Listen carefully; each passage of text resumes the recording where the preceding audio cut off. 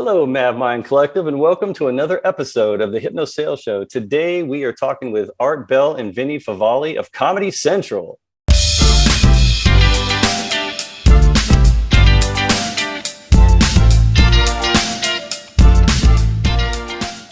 All right, today we have Art Bell, who's the writer and former media executive known for creating and building and managing the successful cable TV channels such as Comedy Central. In fact, he had the idea and started the whole idea of Comedy Central that we all know and love today. And he's written a book recently and published it called Constant Comedy: How I Started Comedy Central and Lost My Sense of Humor, where he tells the story of how he pitched the idea of this 24-hour comedy network. How crazy idea is that? And helped develop and launch it. And he changed the comedy landscape forever. And he also went on to become the president of Court TV, which he helped move into the mainstream. And again, changing network television for a second time. We also have Vinnie Favale, who was right there with Art at Comedy Central in the very beginning, helping him get it off the ground. And eventually, Vinnie also moved on to CBS, where he was responsible for The Late Show with David Letterman, for which he's known worldwide. And also he also is known worldwide for the Oh My Debbie tapes, which has been featured on Howard Stern for decades now.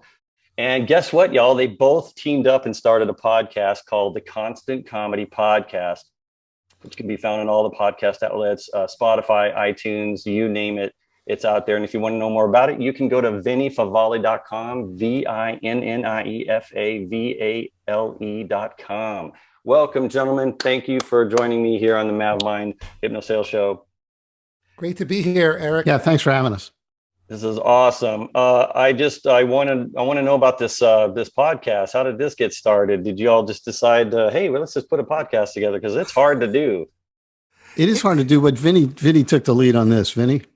Well, it was, it is hard, but it's made easier when you have a great idea, and Art's book was the perfect launching pad. We didn't even know we were going to do this even after the book came out, but we were talking about how, when you do a book like Art did, Constant Comedy, and the promotion machine and getting the word out there, and we've had so many great conversations over the years, over lunch, over the phone, about our shared history. And we felt like, wow, maybe we should do a podcast, kind of pick up where the book left off. How comedy, Comedy Central, it's a great title, Art, of your book, because a 24-hour, 7-day-a-week comedy network is constant. And now it's become more constant in the world we live in with Twitter and social media. So it was a pretty organic process, and it's been great catching up with old friends and colleagues and people who've actually gone on. Just about everyone that we worked with at Comedy Central has gone on to do tremendous things, and it's exciting to catch up with them. Yeah, and I'll just throw in that the original idea, which was Vinnie's, was, look, Comedy Central's 30 years old. They're not throwing themselves a party. We just couldn't understand that, because when we were in television, we threw ourselves parties constantly. The network's a year old, the network's 5 years old, the network's 10, and it is worthy of celebration. So that's why we said, hey, let's do a podcast and let's talk to people who were there at the beginning about how they got there and what happened after they left. And it's been fascinating. It really has been fun. Really. So, so what kind of lineups? Who do you have on the podcast? Maybe you can let us know a little bit about the types of these former executives you worked with there, or writers or something. Everyone. We just had on Kevin Murphy. That's up there now. Kevin was one of the original. He was Tom Servo on Mystery Science Theater for the entire run, just about the entire run, and now he's part of the very successful Riff Tracks. And Art, tell Eric how you met him back in the day. Yeah, what happened was Mystery Science Theater 3000. We had never heard of it. Nobody had. They hadn't even heard of it. They hadn't even heard of it. And this was before the channel launched, and we got an envelope in the mail. And in the envelope was a tape and a letter. And the letter said, hey, we hear you guys are launching a comedy channel. Is this something that would interest you? So we put the tape in, and it's Mystery Science Theater 3000. These guys had been producing it for fun at this local television station in Minneapolis. So we got on a plane the next day. I mean, honest to goodness, because it was such innovative comedy. We'd never seen anything like this. And one of the first guys I met when I walked into their offices was Kevin Murphy. And I just remember, first of all, he was so funny. And secondly, he was just a very warm guy, very nice guy. And, in those days, I was desperate to meet people who were nice to me. Yeah, I want to paint the picture. Art's the suit. Art is so not the suit, but he did represent, the home office. And here's a guy from New York, from HBO, which back then we have to remind everyone, there were not a lot of cable networks. So it was a big deal. Yeah. So it was just great talking to him. We've also talked to other people, that maybe some of the behind the scenes people like Scott Carter, who produced Bill Maher's Politically Incorrect or Political, whatever the name of it is on HBO now, but it's essentially the same show that, Bill's talk panel show that has been going on for 20 something years. And Scott Carter is one of the great producers. And these people, Scott and even Kevin, and we talked to some people, Gail Berman, who became president of Paramount. They all said the same thing. Wow. They walked into Comedy Channel, and one, they couldn't believe they just got a job in television. We were all kids, And secondly, they knew nothing about television. They had no. Gail tells a story. She walks in, she doesn't know what the camera is. Is that the camera? She Broadway. She was a theater rat. She was a theater person, and listening to those stories and listening to the their telling of the explosively creative time that was for them and for all of us is so heartening and gratifying because, in our careers, which are all long, and Vinnie's and mine are very long at this point because we're older, but I mean, you get these moments or, pockets of time that are magical, that you don't reproduce. Even though you may try for the rest of your career, that was one of them. And it's interesting how we had Nick Bakay on. It hasn't aired yet. It'll be up in a few weeks. Nick Bakay, who mainstream America knows him as the voice of the cat on Sabrina, Salem the Cat, right? Yeah. Right. But Nick is this incredibly accomplished writer and actor. He was on a classic Seinfeld episode, the body odor episode of Seinfeld, but Nick and I and Art, we all met for the first time 30-something years ago. So Nick's this is probably Nick's biggest week in his career. He's the head writer on Mom, which just had its series finale, right? A monster show. Nick's a big part of that. He does a lot of stuff with Chuck Lorre. Yet we're talking to him and his wife Robin, who they met working at Comedy Central and have been married for the past 30 years. And they were giddy, this couple that have done so much, just giddy talking about the old days, right, Art? What they were able to get away with doing. And he was coming off of National Lampoon. He had written this very edgy in the early 80s. What was it called again, Art? It was a comic strip. I forgot. It was called Crazy Clown or Crazy Clown. Yeah, Crazy Clown. And he was talking, so it was exciting catching up. And also in some cases, Scott Carter tells this great story that involved Art that Art had no recollection of. It was all about impressing Art and the suits, and Art, by the way, is the most affable guy out there, but people get intimidated by the title, he's the guy who had the idea. And there was a presentation where all the producers had to present to Art and the other execs what their plans were. And Art, what was it that you turned to someone and said? I forget. Yeah, after Scott's brilliant presentation, I turned to the guy next to me. I said, "This guy is going to be the hero of Comedy Channel." And apparently he heard it. I wasn't directing at him. And he said, "Man, I carried that around with me for years." Which Scott has done so much. He's worked with Larry David. Scott kind of invented with Larry David the Talkback Show. They did Curb Your Enthusiasm post shows, for syndication. And Art was right about his assessment on Scott, because Scott not only had done was about to do Politically Incorrect, he produced our first talk show, Night After Night, with Alan Havey, which had such great innovations, audience of one, because it was such a tight space, so someone had the honor of being the one person in the audience that night. So it's really, really been great. It's a combination of executives, old friends, writers, and we've got some really great episodes coming up too. So we're excited, and it'll be there forever. And this is just the first season. We'll have some big things coming up in future seasons. Yeah, that's exactly right. This whole social media type of landscape here, all these different platforms. It allows some things to live on forever, and that's the best part of it. I'll get more into that, but I want to go back to something that Art, you were talking about, how you gave me the impression, and I think that my listeners would identify with this, that almost like an imposter syndrome. Like, I can't believe that I'm doing this, and how did I get this kind of thing, this kind of gig, right?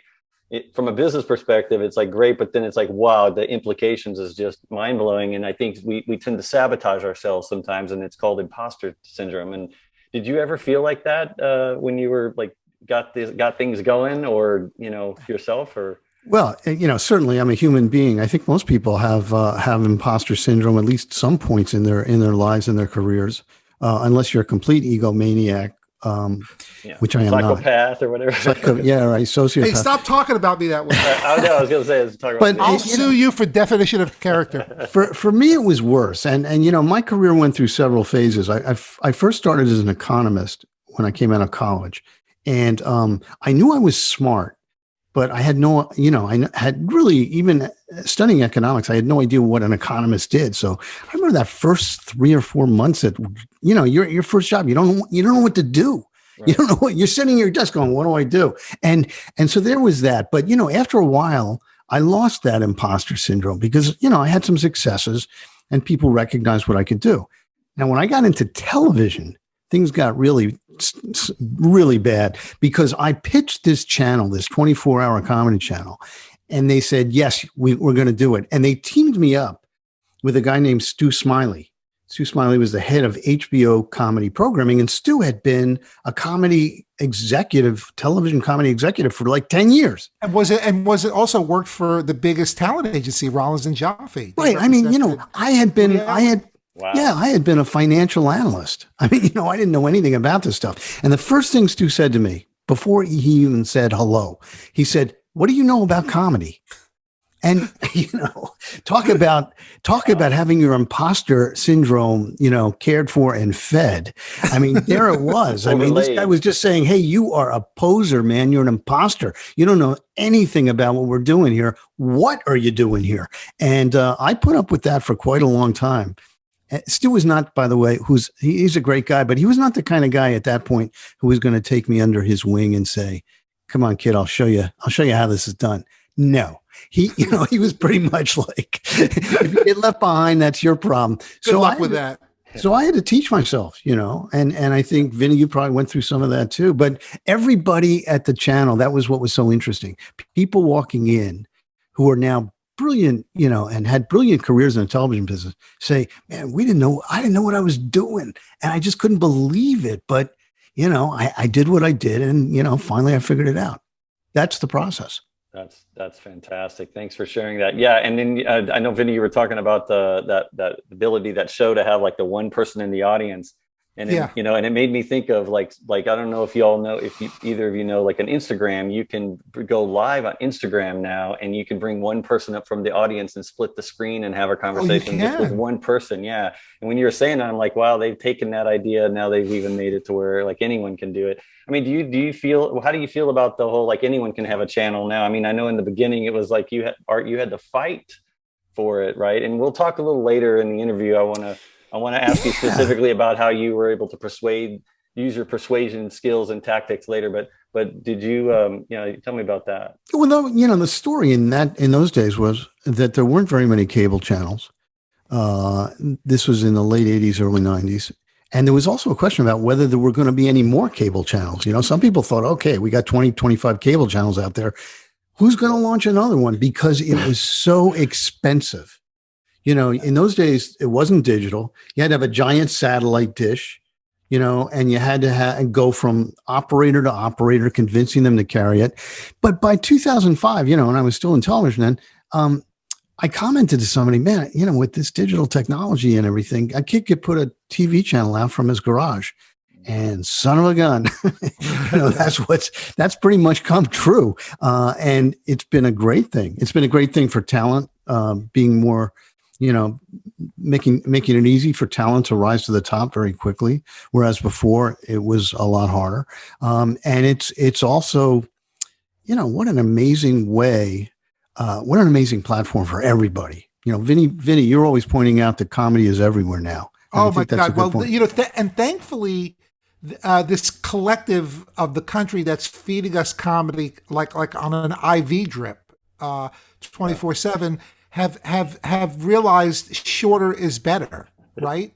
Like, because you could easily get lost in yourself. Oh, I have my own channel and now I'm Wayne's World and I'm doing 20 minutes. TikTok, like having this limitation of a minute is incredible. It's incredible what you can accomplish in a minute. And I think some of Comedy Central's greatest successes were in our interstitial programming. Okay, so Art, remember, like, so we were talking to Nick and Robin, Nick Mackay, his wife Robin, worked in the promo department. Now, when you launch a network that's called the Comedy Channel and then Comedy Central, you're really putting a big bullseye on yourself because, okay, be funny. No other network. News could fake news. They could put news out there. Weather could, even if it's inaccurate, they can give you the Weather Channel. They give you the news. But comedy, oh my God. Now you have to, there's an expectation that you're going to laugh. So back then, we didn't have a lot of good programming to laugh at. Mystery Science Theater was terrific, but it was a lot of old movies and not very funny movies. And Benny Hill, who's great, but it wasn't really cool comedy. And it was the promo guys and girls and gals whose job was to somehow come up with a 30-second, 60-second image promo that kind of gave the essence of the network, almost like a TikTok video, right? So they come up with taglines like, we're all going to die, so watch Comedy Central, things like that. And fast forward now, TikTok, that's kind of what it is. It's people doing a 1-minute promo. You know what? I looking back on it, we all had faith. Everybody at the channel had faith in the idea that comedy did not have to fall into a 22-minute sitcom format or, a movie format. That some of the greatest comedy was short form comedy, including the stuff that was made in the 20s, 30s, 40s by Abbott and Costello and Laurel and Hardy and the Three Stooges, which we all loved. Everybody at the channel was an aficionado to a certain extent, and we loved that stuff. So when you gave people the opportunity to do a 60-second or a 30-second promo conveying what the essence of the channel was, man, they just had nothing but fun. And we did one thing I will pat ourselves on the back for. We wanted to make Comedy Central and Comedy Channel. We wanted to make it a place. We wanted people to envision this comedy factory, where we were all working and everything. And so we always said in our promos, here at Comedy Central, not here on Comedy Central. So we say, watch the show here at Comedy Central. And that was the approach. We really developed an approach. Sorry? We had a building. Our logo was a building. And our logo was a building. It was the globe. And then there was this high rise that was presumably Comedy Central. A very subconscious thing. It's a difference between the two words, but you're very, very deliberate about it. And I think I'll tell you, I appreciate that more than you know. And I never thought about that, but that's probably why we all of us knew that was the place, like that was going to be the thing. Now, it didn't start out that way though. We did have these comedy wars. I remember living through the whole Comedy Channel and Ha TV, and it seemed like, I guess you call it, or we call it, the comedy wars, because it was, I guess, one was going to prevail. Like there can only be one, like Highlander or something like that. Right? It's like it was almost like a joke off. Knock, knock. Who's there? Yeah, who can be funnier? You know what? I will say that that was my first real lesson in never underestimate the competition. You got to picture the situation. I had to kill myself practically to get people to launch a comedy network, which I thought was, an obvious idea, but nobody had done. And so we finally announced that we are launching a comedy network after like months of even planning it. And the next day after our announcement, MTV Networks says, oh yeah, we're going to launch a comedy network too. It's like, are you kidding me? I said a year ago, everybody thought it was the stupidest idea in the world. Suddenly there's going to be 2 comedy networks in the world. I need this like a hole in the head. But that's what happened. We found out subsequently that they didn't really have too much going for them on the whole, we're going to launch a comedy network idea. They thought if we were doing it, then maybe it was a good idea. So they better get in there. And that's how they ended up launching Ha. Yeah, I will tell you. I don't know if you guys know this, but I was here. I always show this. People in my videos, they see this in the background. Can you see this? I don't know if I can. Well, it's It's all blurry blurry. now. Wait. Oh Keep man, it back. It like says that. 032. See Yeah, right yeah, there. Yeah, yeah. All right. perfect, So that perfect. so we all got this. I worked at Splunk, okay, and we all got a mile like a runner's. It's like a runner's number, and so I was 32, employee 32 at Splunk early on. And as soon as we started to announce that what our product was doing, we had, like you're saying, like the next week we had competitors that were basically, it was flattering because they were validating that what we had was a good thing. But it's like, oh man, now we've got to deal with this already, and they don't have nothing. Like we were 2 years ahead of everybody else by then, you know. But it's all about how you promote yourself and Well, how I you, will, you know. but you make a good point. That you were 2 years ahead of everybody else. I mean, the first the first movers are not always the the winners. Yeah. And I certainly, as young as I was, I certainly knew that that was a possibility.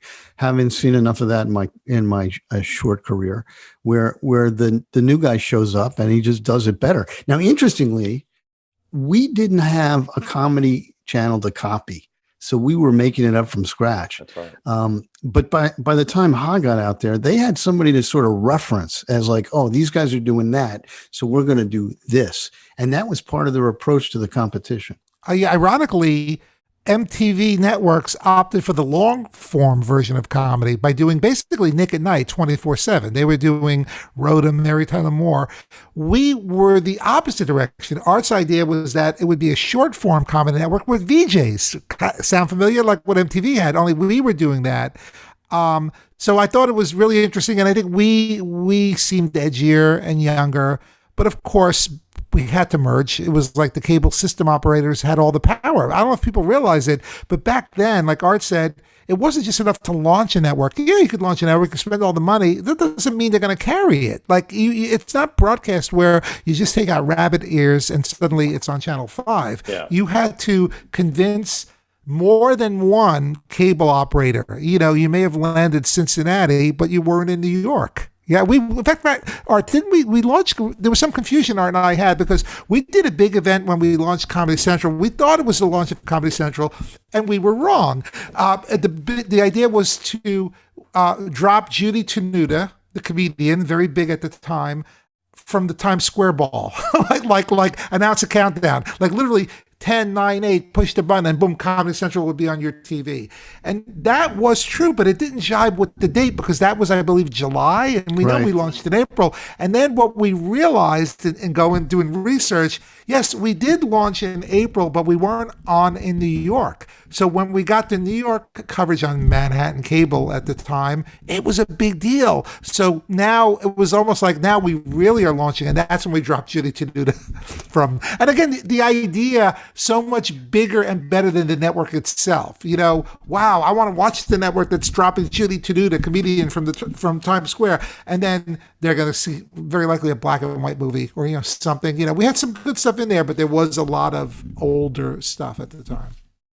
So, all right. So thank you. I appreciate you sharing that story because I didn't know about that. And I don't know if I remember that. I think, or maybe I do. I don't know. It's so long It's on ago, the website. I have a great Comedy Central page at VinnieFavale.com. It's all Vinnie Favale. Yes, by the way, everyone needs to check out VinnieFavale.com. Everyone needs to subscribe to the Constant Comedy podcast right now so you can hear all these even more great stories.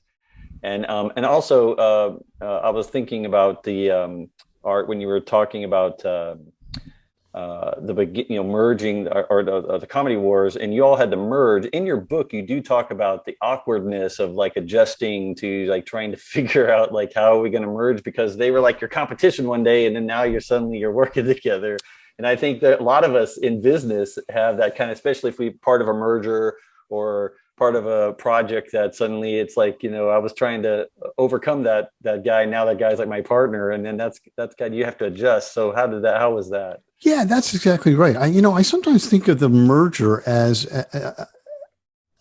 something that was as difficult as launching Comedy Channel in the first place, because we had two completely different sets of people with two completely different sets of ideas of what a comedy network should look like. Right. And we had been enemies. And when I say we had been enemies, I mean, we were doing like dirty tricks. We were putting posters across the street from their headquarters for Comedy Channel. They were doing the same thing for us. Across the street was a poster. You know what? And the cultures were different. HBO's Comedy Channel, our culture was different than the MTV culture. And so putting these two groups together, I thought, oh man, this is going to be crazy. But we got it together pretty quickly. And the reason is, and I credit, people like myself and Vinnie and others, we all said, hey, look, we're here to make a comedy channel. You guys are here to make a comedy channel. Let's make a comedy channel. And pretty much we're all, high-fiving and getting down to business. But it took some, doing. And there was a real possibility of failure. This is something I don't say in my book. The heavy betting among the executives who put who merged the channels, the high-level execs, was that the channel might not make it through the year. The merged channel might not make it. But we were hell-bent on making sure it didn't die. So that's what happened. Yeah, you have to do what you got to do. And then, of course, you were very successful. And then I think you got in the book, you talk about how you then got put into other jobs that weren't really your job after that. And then then I'm sure the imposter syndrome probably came on again. But you ended up succeeding. So it's and being really, really successful, like the marketing and the average. So maybe you could talk a little bit about that transition and how that felt. Yeah. Interesting. I had fought my way into programming, not knowing the first thing about programming. But, several years into it, I felt like, okay, I'm a programmer now. I know what to do. I know how things cost. I know how to put, and my imposter syndrome was kind of, melting away. And I felt good about it. And we were being successful. And my boss calls me one day. He says, okay, you're head of marketing. And I said, what? And he said, well, you know what? The marketing guy is doing terrible. So he's going. And we got you and this other guy, we're doing programming, but he's doing it now and you're going to do marketing. And I said, look, I don't know anything about marketing. I just went through several years of learning about programming. Now I got to learn about marketing. And it really was kind of a shock. First of all, I didn't want to leave programming. I mean, I went home, said, do I want to do this? Of course, I wanted to stay with the channel because I felt, sort of personally responsible for it. So I got down to business and learned how to be a marketer. And first thing I did, I had lunch with some marketing people from HBO, head of marketing from several companies, and say, how does this work? What do I do? And got down to business, got a new agency, had some successes and failures with campaigns, and boom, I'm a marketer. And it did take some time. But I went in with a little more confidence because by that time I was an executive, at least, Yeah. I'd had a lot of people working for me. I'd been in situations where I didn't quite know what I was doing. So I really felt, okay, I'm going to be able to pull this off. It's just going to take time and it's going to be difficult. I will say one thing though, programming, everybody sees programming, right? And as a programmer, I had the advantage of people saying, oh man, he's a programmer. Good programmers were kind of considered like magical, like they had some kind of golden gut. We don't know exactly what they do to figure out how to put the programming on and get the programming going, and I talk about that. Then you get to marketing, right? Everybody knows what a good marketing campaign. Everybody says, my mother sees the advertising we're doing. It's like, oh, that's stupid, and it's like suddenly everybody's a critic of the stuff I'm doing. Not that they weren't critical before, but now everybody is an expert on marketing. Yeah. In a way that they weren't on programming. And that was hard for me. Art tells a great story in the book about Bill Maher, the campaign for Politically Incorrect, right? With Bill Maher. Oh my gosh. One of my first campaigns, I did a campaign for Bill Maher and Politically Incorrect. Now, I was smart. I showed everybody involved what the campaign was before I launched it. It was an outdoor campaign. But I didn't show one person, and that was Bill Maher. Why? Because I knew Bill Maher, and I knew if he looked at that campaign or any campaign, he'd say, that stinks. You're not using that. But rather than make him the head of marketing, I said, I'm just going to launch a campaign. Everybody else seems to like it. We get the campaign out there. Phone rings the next day. Art, if I did my job badly, you would cancel my show, right? So since you are doing your job badly, that campaign is horrible. I am going to get you fired.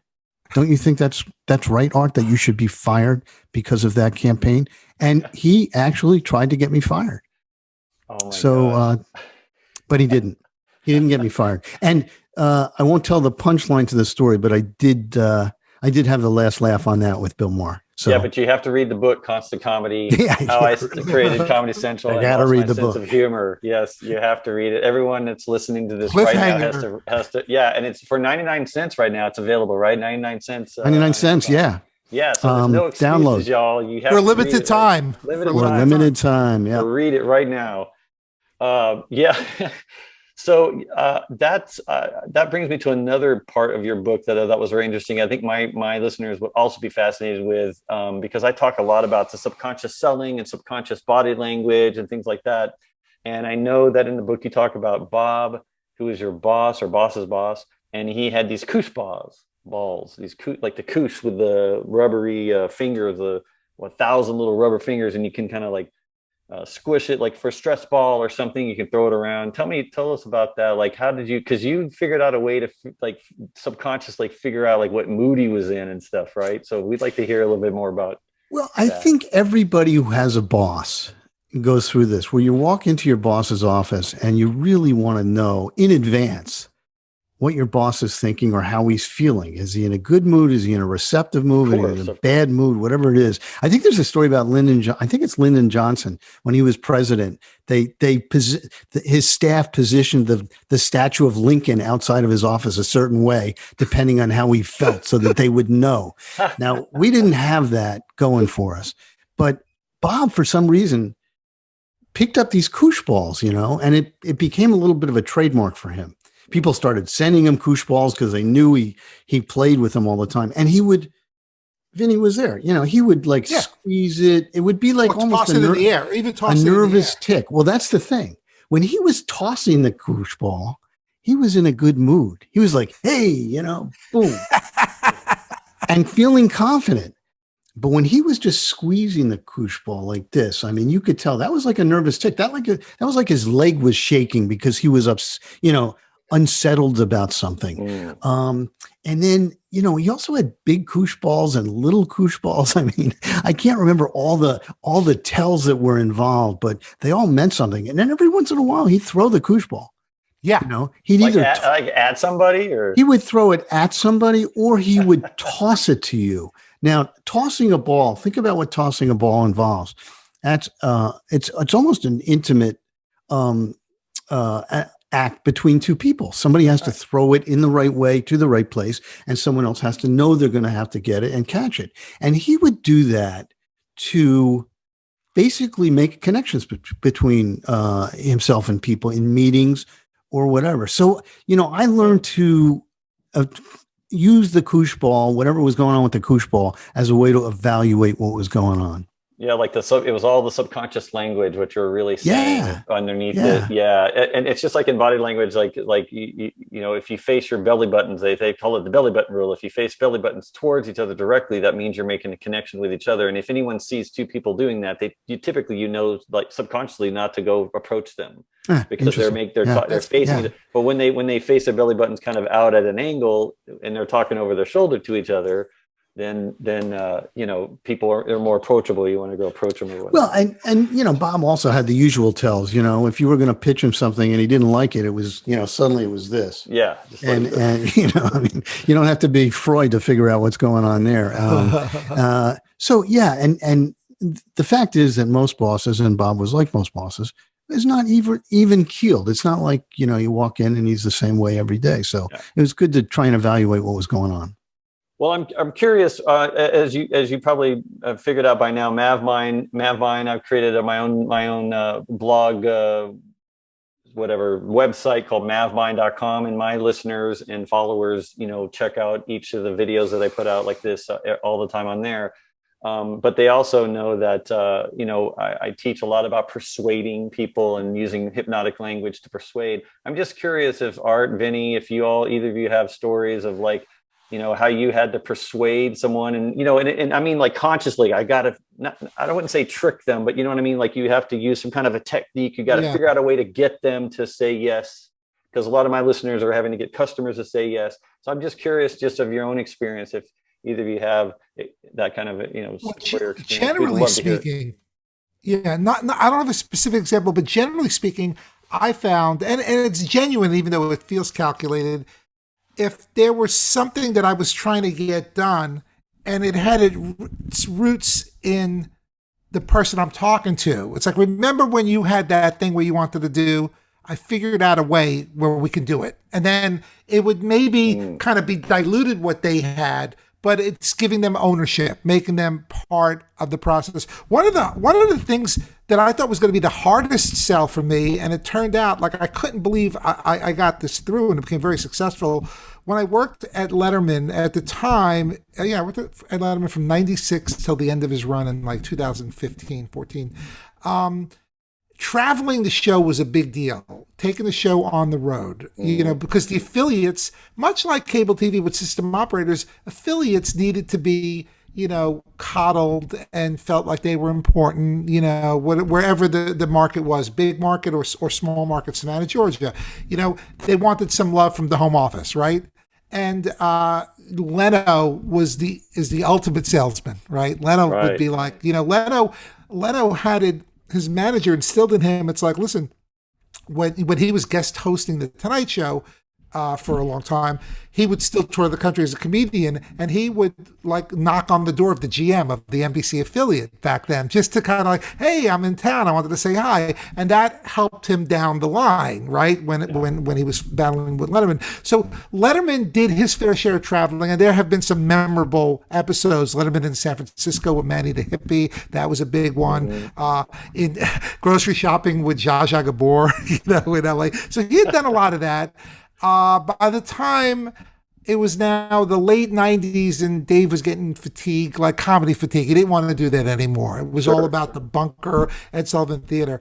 And I remember, like, we were throwing money at them. It was like every sweeps, if you traveled, you got like $4 million budget to do whatever you wanted to do, wherever you wanted to travel. He went to England, like, no expense was spared. But he didn't want to do it anymore, and I was getting under a lot of pressure from the network, because I really worked for the network saying, listen, we got to do something because Leno's beating us, and we got to get Dave out there, right? So I remember going to Rob Burnett, who was the showrunner, great guy, the one who I interviewed with years ago to get the job there.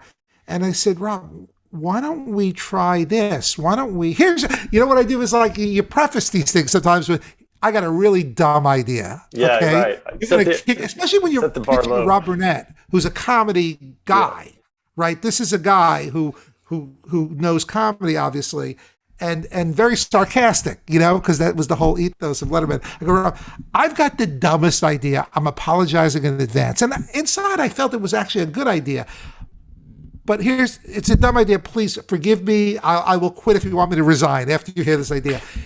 I know Dave doesn't want to travel. Why don't we fly the audiences in? Why don't we, instead of Dave goes to Savannah, let's bring Savannah to Dave. It'll give the show a boost. We'll have a point of view, and we could do it every Friday, because we can't afford to do it every day. Every Friday in sweeps, he goes, wait, what? And then he pitches it to Dave. Dave loved it. And it revitalized. We did it 18 times. Wow. An idea that the network had. And it was cheaper to fly in 450 people and put them up for 2 nights and give them each $50 spending money, right? And it was wonderful, So, that was the kind of thing where, don't get too cocky. Self-deprecating is good. Try to find a link to the person you're pitching to as maybe, hey, remember your idea about flying the audiences?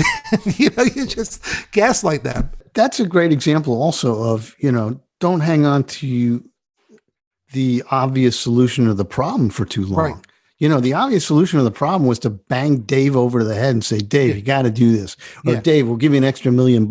Or Dave, there's a million ways to try and coerce him to do what he just didn't want to do.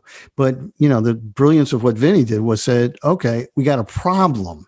The problem is not that Dave doesn't want to travel. The problem is we need Dave to be more accessible to all these other places. How are we going to solve that problem without Dave traveling? So that's a great story. And we owned those markets because I flew out. I was the emissary, So it's like, oh my God, like you're representing Dave. Dave really wants this. Why did he pick us? It was incredible. That's great. That's That is a great story. I look back on the times I had to convince a lot of people of a lot of things a lot of times. I mean, and I found one sort of trick. I guess this is not so incredible, but I found that if you went in alone to convince your boss or somebody or a potential sales, make a potential sale. If you went in by yourself,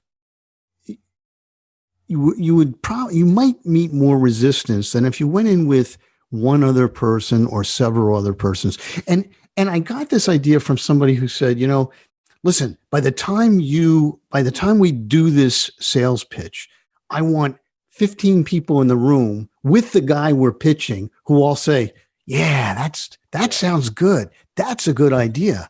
And that turns out to be a very good secret weapon to walk in there with one other person, at least, who's on your side, who can just say, wow, that does sound like a really good idea. That sounds like a good idea, doesn't it? And that's a great way, because otherwise it's you and them. It's like you against, the other guy. And it's, then it's a power thing. Then it's, I know better. Art, didn't you have like a situation with Core TV and the promo and music and having to change? Yeah, see, that's a good example too. It's a little bit different, but I had my boss was Henry Schleif at Core TV, and he's a really great guy, really funny guy, but he loved to tinker with everything. He'd rewrite scripts of promos, he'd rewrite copy on advertising, he'd take the news copy from somebody and do that. So anyway, we had this very important ad. It was like a big promo that was, we'd spent a lot of money on, and showed him the promo. And he goes, I hate the music. Music's not working. I said, no, the music's great. The music makes the whole promo. And he says, no, the music's not working. And I said, well, look, we're going to go with this. He says, let me think about it. About 20 minutes later, he says, okay, here's the music. And he sends me a tape. And he says, we're going to use this music. And it was like a disaster. Oh my God. It was the worst music. And so there I am faced with my boss saying, use that music. I don't even want to discuss it. So I go down and I talk to the promo guy. I say, okay, here's what we're going to do. Put this music on the thing and we'll show it to him and he'll like it. But then instead of just showing it to him, we'll say, look, we want to show you this one and we want to show you the old one. And we want you to decide which one is better. And so we put the music on the other one and we called Henry down into the booth, right? Yeah. The editing booth. And we said, okay, we're going to show you the first one. And then we're going to show you the second one with your music and our music. And you pick the one that's better. So we show him his music and he goes, man, I really like that. And then before we put on our promo, we cranked the music. So it was so loud. That's an old gag that stereo seller, people who sold stereo equipment use. We cranked it up and he listened and goes, man, that sounds so much better. You guys are right. And he walks out and we were just like hysterical. Everybody in the booth was laughing like hell, that we convinced him. But, again, I really felt, and the creators who did the thing, that we couldn't use that music. It was just that he suggested was completely stupid. We had to get that off the table. So that's how we did it. Yeah. And you kind of had to commit to like letting him make the decision because it had to be his decision. But that stereo trick, that's exactly what they would do. They'd always say, listen to this stereo. They just turn it up and then you would think it was so much better. And you'd end up buying the more expensive one or whatever. Kind of a thing. No, that's great. All right. So I appreciate your guys' time. I want to end with one last thing because I know I've heard, I think I might have saw in another interview, Art, that you had something special that you had from Comedy Central from being there for so long. And I just being at Splunk, our thing was like t-shirts, like we'd have t-shirts and then like you collect the shirts with certain sayings and then after a while you can't get them anymore, So tell us about the what you have.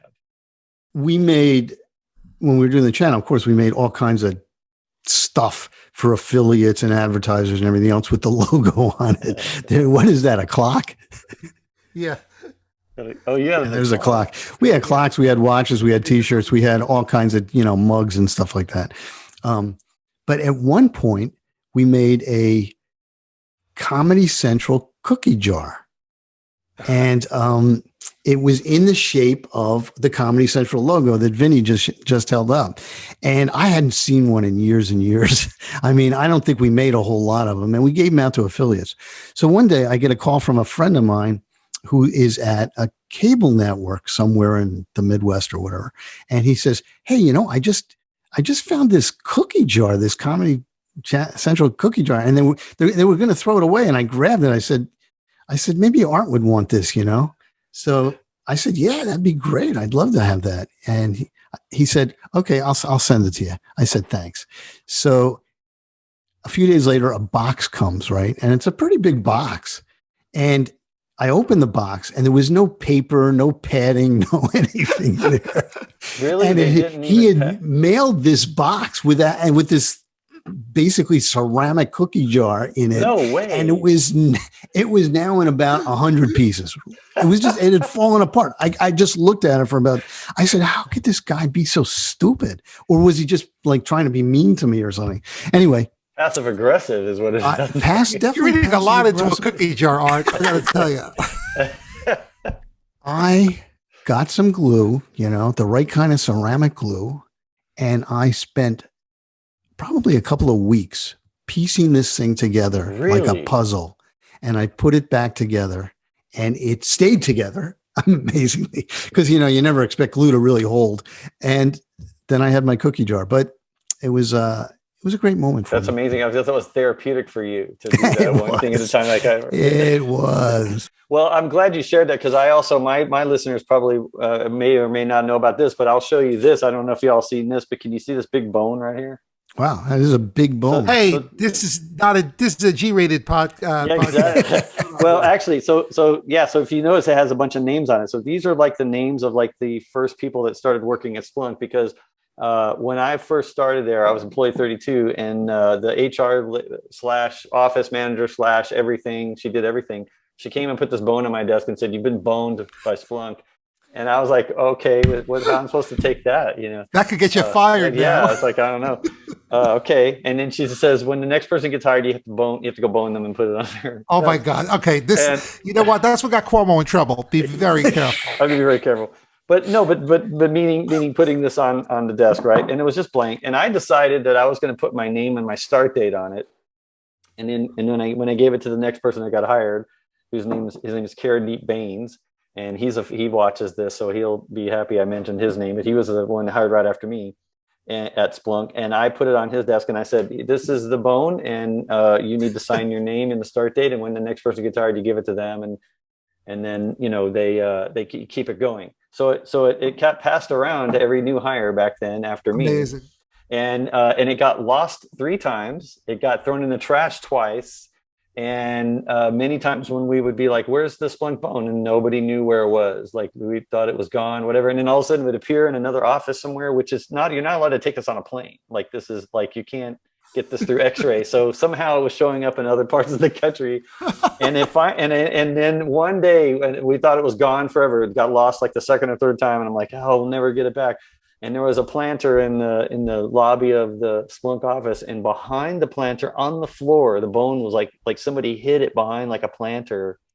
And I said, "Oh my gosh, the Splunk bone!" And I grabbed it and I gave it to the front desk person. I said, "You need to ship this back to me to Texas, or I'm out of Dallas, Texas. Ship it back to my office."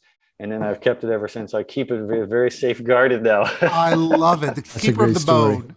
But it's like miraculous that it just like, people think it has magical powers because it was like thrown away and gone, and all of a sudden it just shows up. Like, who put it behind a planter? You know, it's like nobody can explain it. So anyway, I just want to thank both of you for the time today, and I think our listeners thoroughly enjoyed it. And again, if you're listening right now, you need to subscribe right now to Constant Comedy Podcast.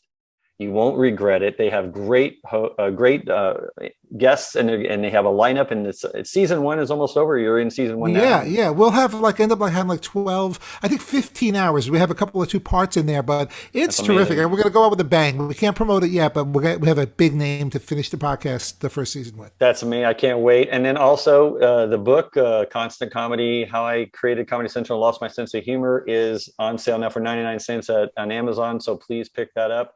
And if you're watching this at some point later and it's not, trust me, it'll go back on sale. So keep checking, or just buy it for regular price. It's not that expensive, and it's a great story, and you won't regret it. And I really appreciated it. And thanks, Art. Thanks, Vinnie, for your time today. Thanks, Art. And we'll see y'all later on the next episode of the HypnoSales Show. For now, see y'all later. Bye. Bye-bye.